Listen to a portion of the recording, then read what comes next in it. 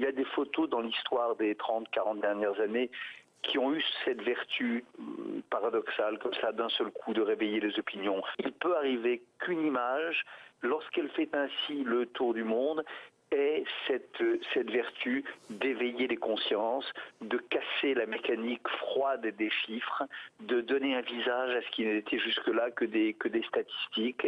C'est difficile de dire ça parce qu'un enfant qui meurt, il meurt d'abord pour rien, il meurt de manière atroce, mais elle peut avoir cette petite vertu-là. Je le crois, oui, c'est possible. Pour une fois, vous êtes d'accord? Non, il n'a pas honte, lui, franchement. Il n'a pas honte, il ferait mieux de rester caché. Hein. Vous savez, je vais citer Audiard, les cons, ça ose tous, c'est d'ailleurs à ça qu'on les reconnaît. Parce que franchement, avec ce qui advient aujourd'hui, il ferait mieux de rester chez lui. Voilà, il y a monsieur... définitivement rien qui peut vous mettre d'accord.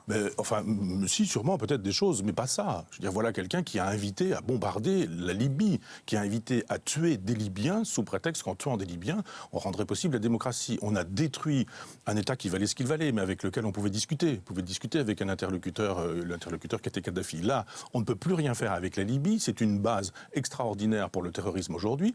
Responsable de rien, coupable de rien, Bernard-Henri Lévy s'en vient de nous expliquer qu'il faudrait ceci, il faudrait cela. On a vu d'ailleurs des photos de lui récemment où il donne des conseils aux gens qui combattent, etc. Donc il y a juste un moment donné où il fait un peu de pudeur. Tous ces gens qui ont rendu possible cet enfant mort, et Bernard-Henri Lévy en fait partie. Il est complice. Oui, évidemment.